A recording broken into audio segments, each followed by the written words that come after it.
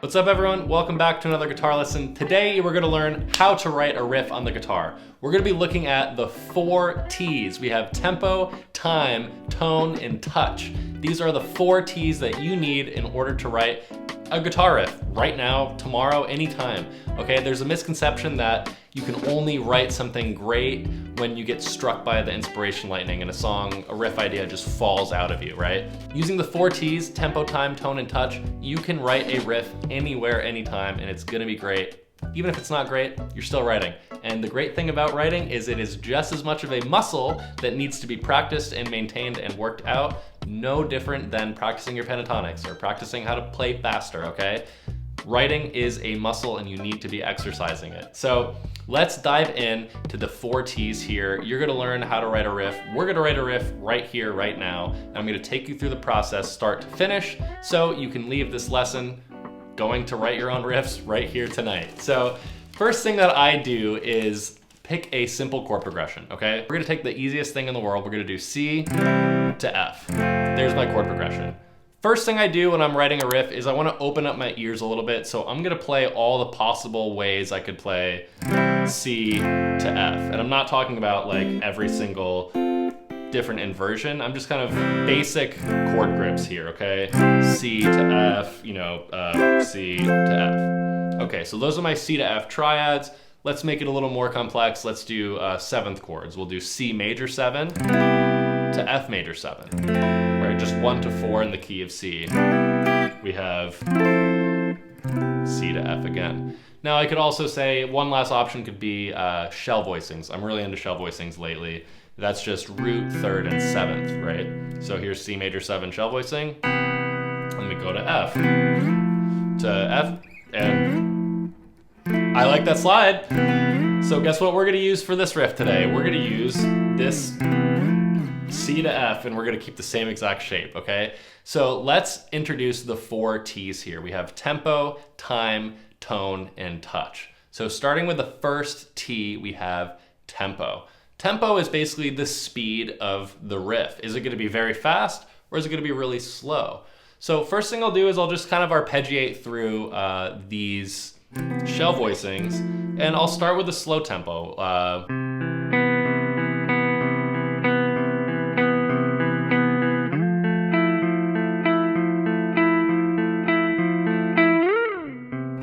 That felt a little slow. Let's try speeding it up like drastically faster, right? So.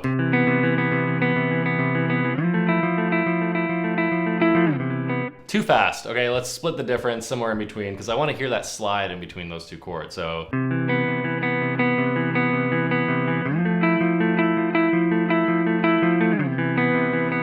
All right, I'm super happy with that tempo. So that's the first T is tempo. The second T is time, which stands for time signature, okay? So understanding your differences in time signatures like 4/4 or 6/8 or 3/4, these will all influence the way our riff turns out. If any of this is confusing, especially with time signatures, go check out my masterclass, Music Theory 101. This is for the absolute theory beginner and it takes you all the way through like 2 college level theory classes. So by the end of it, you'll have a full, solid understanding of how this all works.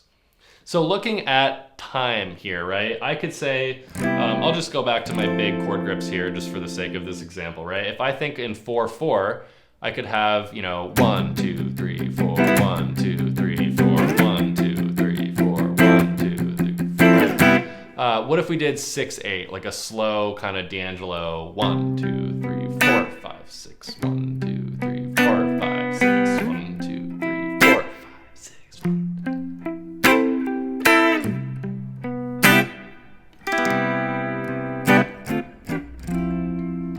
Right, 6/8, totally different feel than 4/4. So this is a really cool thing. And what I want you to do when you're writing a riff is, take your one simple idea like we just had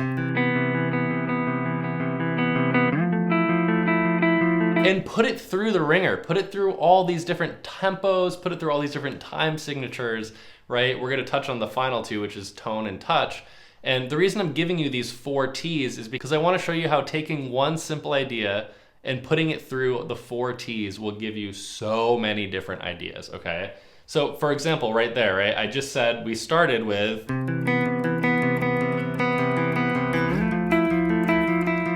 was like our beginning riff. And then I said, well, what if I change the time signature to 6/8? And now I have.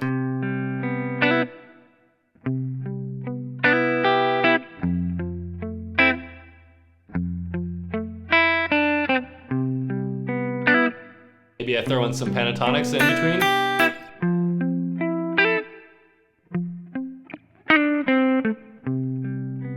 Right? So there's that idea. And we could go off and finish on this idea with something else, right? Let's, for the sake of simplicity, just because I like this idea better with that slide, let's go to the next T, which is tone. Now, we sometimes are practicing the guitar, maybe unplugged or just straight into the amp. So if you're sitting down to write a riff, make sure you have like your pedal board set up, or if you're going into your laptop, make sure you have a couple different tones available, right? So what I might do is say, okay, first thing that's a really simple thing to do is I'll put on a lead sound instead of our clean tone here, right? Let's see how different it sounds.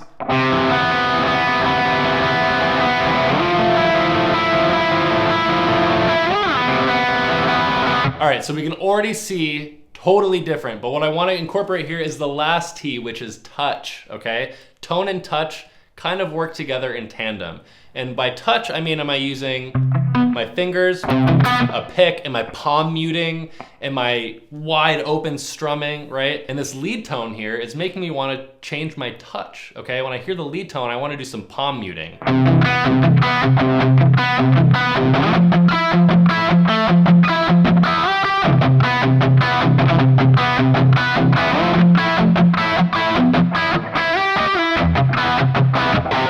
Right? Or I could just be really aggressive, open strum the whole thing.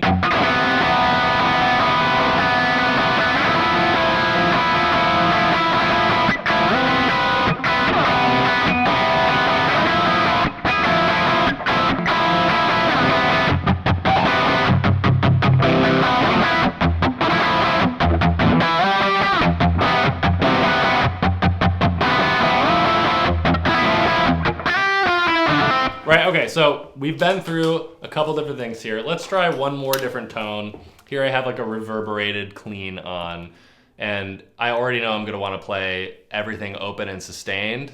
Maybe I'll attack from the top instead of the bottom first. Maybe I'll go.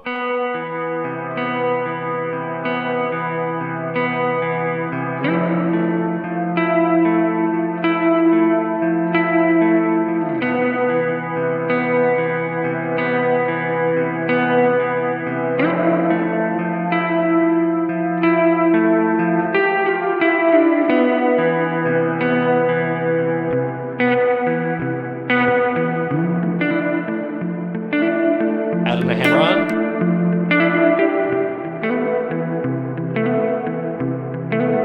Right, so here we go. The 4 T's. We got tempo, time, tone, and touch. Just by manipulating any one of those 4 T's, I am now branching out and writing a completely new idea, right? The one we started with, this really slidey thing, we also access that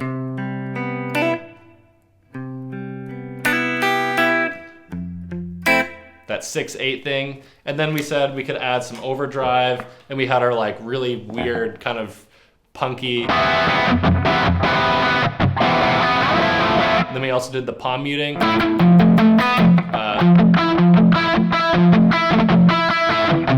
I don't even remember what we did, but luckily it's recorded so I can go back and listen to it in this video.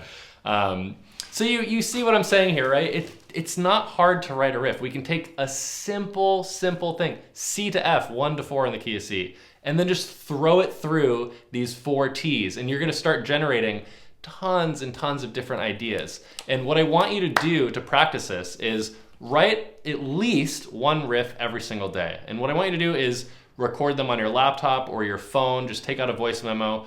As soon as you get a loose idea, record it, and then make up a title and date, okay? What I do on my phone and my voice memos, I have hundreds, if not thousands, of riff ideas. And a lot of the times I'll come up with a riff and I'll just record it, put it in the phone, leave it, forget about it. And in the moment, I'm like, this isn't great. I shouldn't even record it, but whatever, I'll just do it. Now fast forward 3 months from then, okay?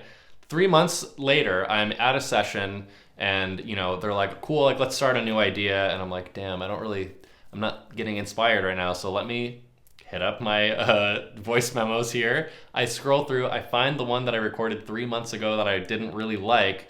And then hearing it with fresh ears, all of a sudden I'm like, oh my God, this is gonna be amazing. From here, now I hear this and I hear that, and then you have 100 different songs, right?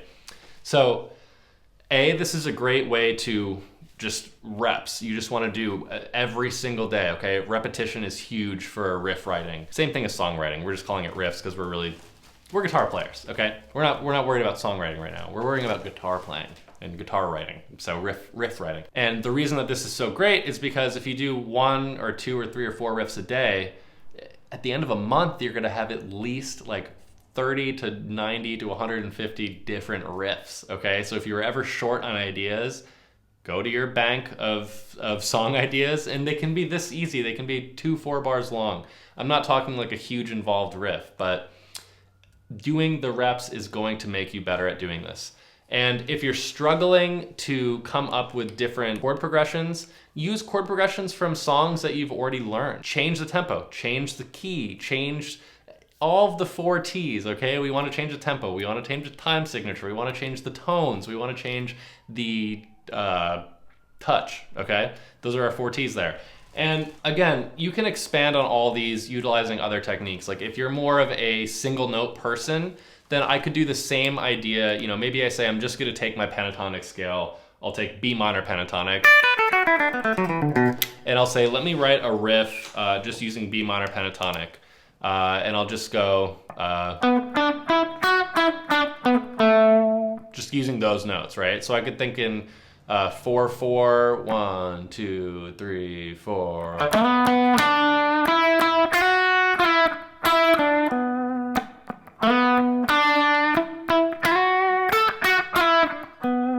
Maybe a riff like that. Maybe I don't love that idea. Maybe I'll speed it up and make it a funk thing. 1, 2, 3, 4.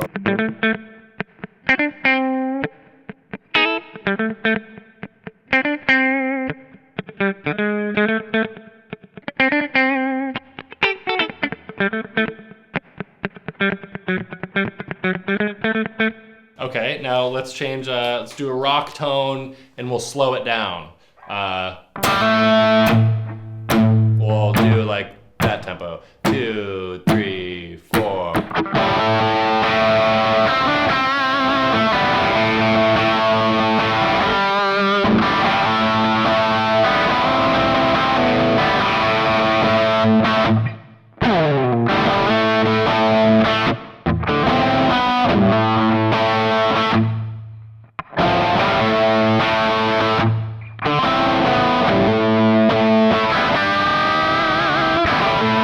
So we're just ripping riffs here, baby. You feel me?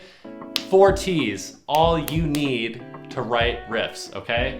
If you like this lesson, please hit that subscribe button. It's a fantastic way to support me for free and keep this channel going, keep more videos like this and guitar lessons coming to you and all of our fellow guitar nerds. If you're interested in learning more from me, check out my website, thedonutdoctor.com. This is home to all of my structured learning pathways, masterclasses, all of my guitar lessons with tabs, homework assignments, tests. We have a huge, great community of people. We do live streams. It is freaking awesome. So the link is right below in the description. Thank you so much for being here. If you have any questions, any thoughts, any comments, any concerns, any of the 4 T's, if you had a 5th T you wanted to add, throw it down there. Let me know. And again, thanks so much for being here. See you next time.